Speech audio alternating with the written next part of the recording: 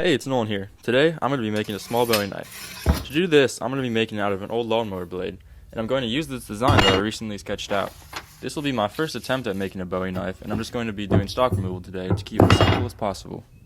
The first thing I'm going to do is transfer the profile of the knife onto my steel and get it ready to start cutting out the shape.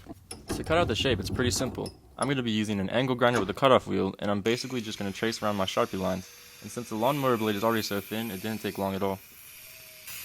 For me, the angle grinder is one of my most useful tools. If you're a beginner and after you've gotten a forge and anvil, this would be my next tool that I'd recommend.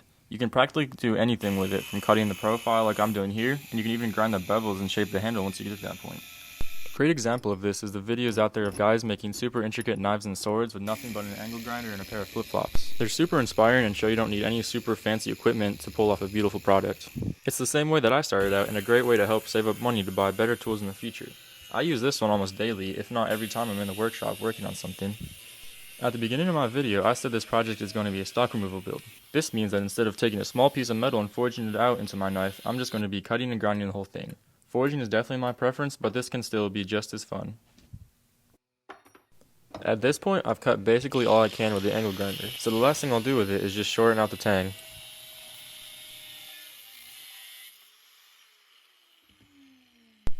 Now that I've cut out the entire knife, I can take it to the belt grinder and further clean up the profile and grind everything up to the Sharpie lines. I'm going to be using a fairly worn down 36-foot belt and applying hard pressure. Since this belt is already worn down so much, I don't really have to worry about dulling it.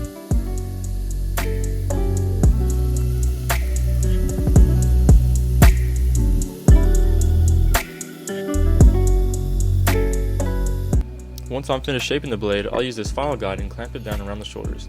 This will let me grind up to the carbide inlay, and this will ensure that they are perfectly lined up with each other.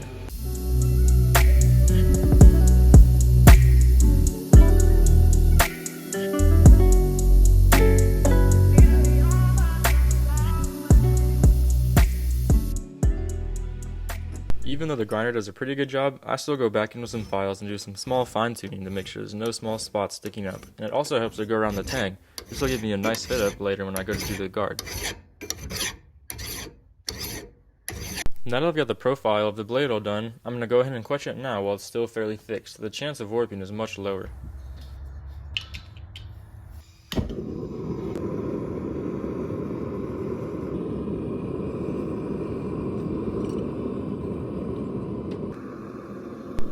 Before I quench the blade, I'm going to run it through 3 normalization cycles. I'll start by bringing it up to its critical temperature, then I'll take it out of the forge and let it cool down to around 800 degrees.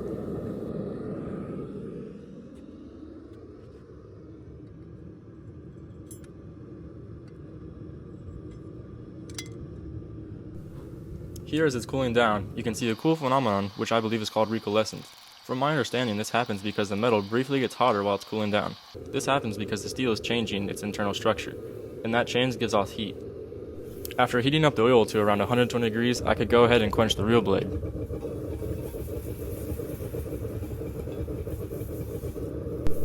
After the quench, I tempered it at 400 degrees for 2 hours, and then I tested it with a file. It seemed to be hard, but not hard enough to scratch glass. But that's to be expected with lawnmower blades. They don't have a super high carbon content, so they won't have a super duper hard edge, but it will be enough to make a very useful knife. And when you have a very hard blade, it's generally more brittle.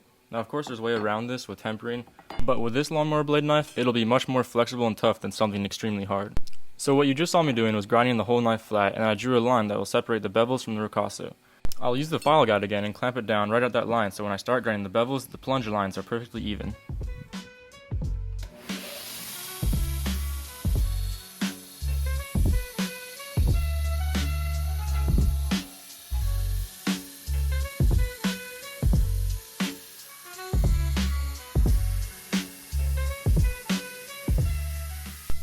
After I get the plunger line established, I'll take off the file guide so that I can finish the rest of the bevels freehand.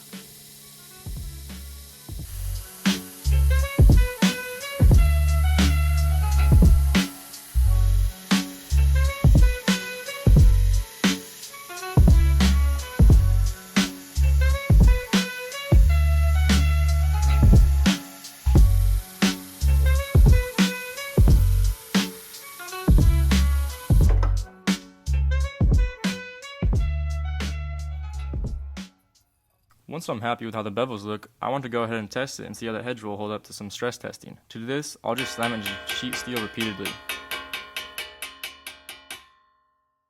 Thankfully, it looks like we have a good heat treat because there's no visible damage done to the edge. You can see some small glinting, but if you go to the previous clips, those spots were already there from slipping on the grinder. The next thing I'll do is get ready to start handstanding. I found it helpful to clamp down a machinist vise into my regular one. This will give me a nice height to handstand at.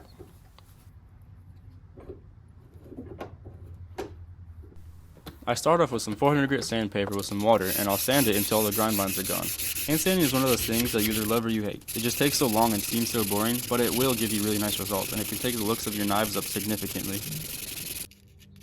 I then make sure to do the ricasso very well before moving up to my next grit, and I like to rotate between straight and diagonal lines as I go up the grits. This helps to ensure that all the previous scratches are all gone, and then I'll just repeat this process till I get up to around 800 grit.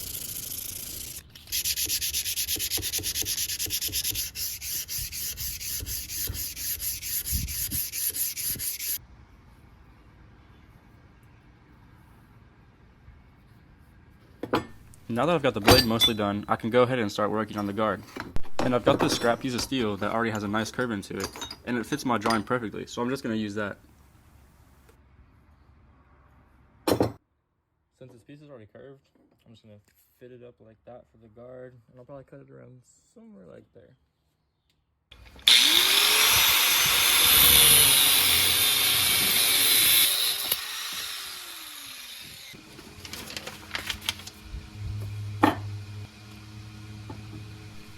Now I've got all the pieces I need for this, and it's going to look a little something like this in the end. The wood I'm going to use I believe is walnut, but I'm not 100% sure. Because as you'll see in some of the finishing shots, it's got this deep red hue to it that I don't think walnut usually has.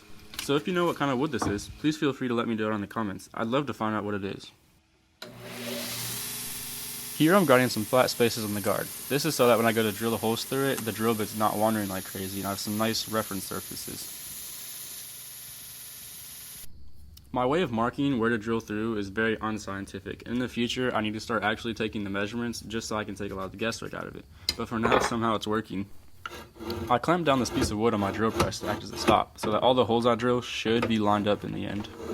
In the end, it did seem to help a little bit, keeping everything straight and lined up, but it's still not super precise, so I'll still need to find something else out in the future. After getting all the holes drilled in, I have to take this small chainsaw file and basically just eat away all the material that separates the holes to connect them. I don't remember how long this took in total, but it was probably so long that I kind of just blocked it out of my memory. But after doing it what seemed like forever, I could finally fit it up onto the tang. And from there, it was just a long process of back and forth till it went all the way on. At this point, it was still going like only halfway on, so I had a bunch of material left to remove. This was definitely the longest part of the whole build, but it was my first time trying to make a guard, so hopefully I'll just keep getting more and more efficient. Here, after what felt like forever, you can see it does go all the way on now. However, there's just a slight gap here at the back. So to fix this, I just filed down the shoulders of the guard to get rid of anything that could be blocking it from fitting up.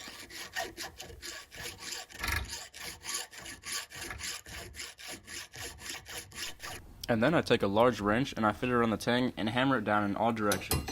This gave it a nice tight fit all the way around so that when I hold it up to the light, you can't see anything.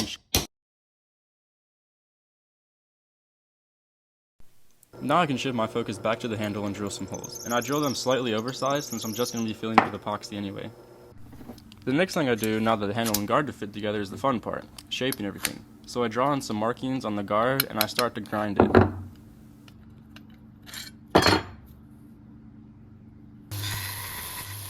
This little thing heated up so fast that I had to use a push stick, just so I didn't keep burning my fingers, and it did probably also help make it go faster.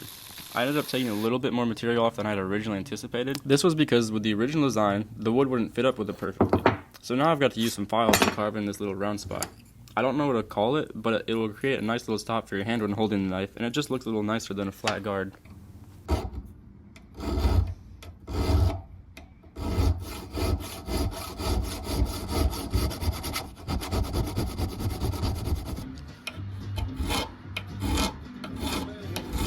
Once I finished shaping that little part, I went ahead and used some CA glue to hold the handle and the guard together so that I can get everything to its final shape. And the first thing I do is trim off the excess with a saw. And then I'll clean up the profile by taking it over to the grinder and grinding to all the Sharpie lines I made.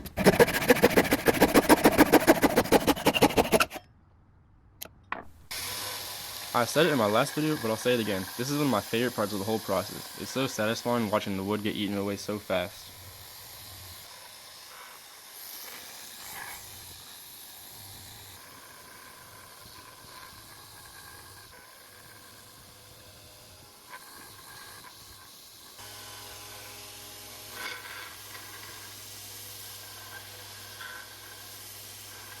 Now that I've got everything cleaned up, here's a quick look at the outline of the whole profile, now that I've got it close to being done. The next thing I'll do is shape the handle. This part is also fun but a little tricky because you want to do it in a way so that it looks good, but most of all still feels good. And it's pretty self-explanatory, so I'll just let y'all watch the process.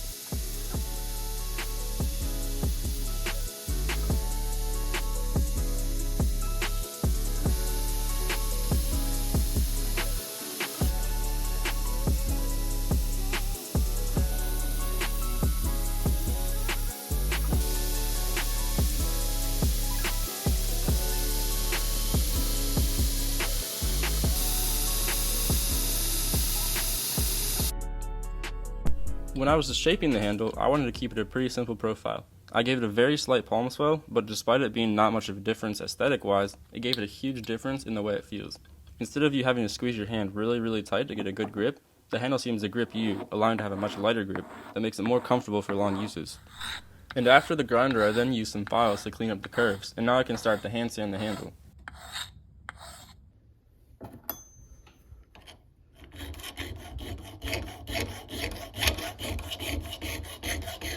I learned a cool trick where if you put it down a small strip of duct tape on the back of your sandpaper, it makes it much more flexible, and now it won't rip when you're pulling it side to side.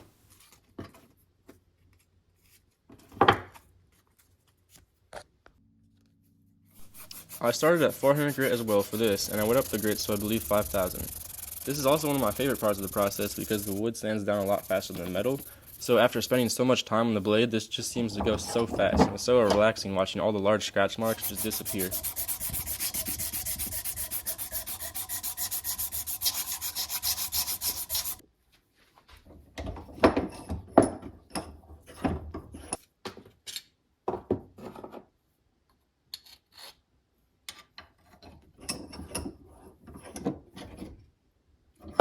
Once I got it to a clean 400 grit finish, I can now address the small cracks towards the back. I just use a bit of CA glue and I let it settle down for a bit inside the cracks, and then I hit it with some instant cure. After it was all hard, I used a small file to remove most of the excess, and then I could keep working up the grits.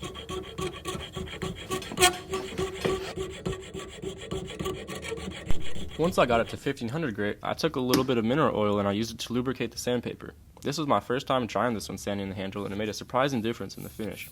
What it does is essentially soaks down into the wood as you're sanding, and it raises up all the little fibers in the grain. And then I can knock them right down, and it'll give me a much smoother finish in the end.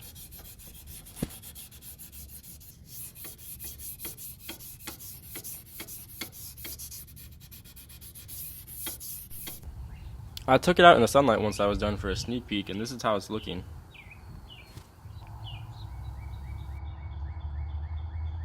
The last thing I have to do now before gluing everything together is polish the blade and the guard.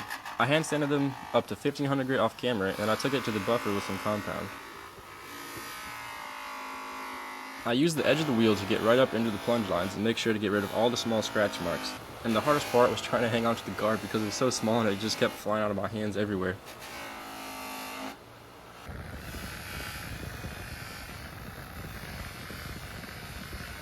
Here's a quick look at both the pieces after polishing them. The mere finish didn't turn out perfect, there were still some noticeable streaks in it, so I must not have gotten all the lower grit scratches fully out. But since this is my first one, I don't plan on stealing it, and I'll just make sure to perfect that on my next one.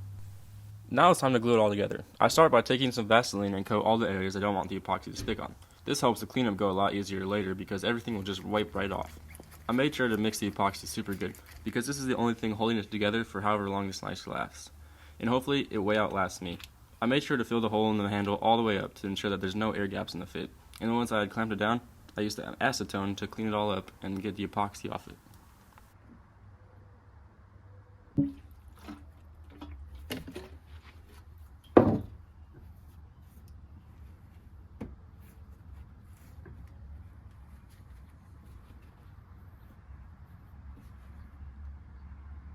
Now last but not least, the next day, I could sharpen it and be done.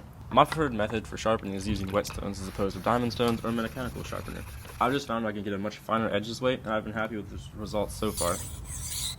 I start at 1000 grit and I sharpen it on one side until I feel a burr form, and then I can flip it over and work on the other side. Once I had a burr on both sides, I could progress up to 6000 grit and then work my way all the way up to 12,000 grit to hone the edge. After sharpening, here's a quick sharpness test right off the stones. I didn't strop it in between, so I'll have to go back and do that later, but for now the knife is all done. If you made it all the way to the end, thank you, and I hope you enjoy the finishing shots, and God bless.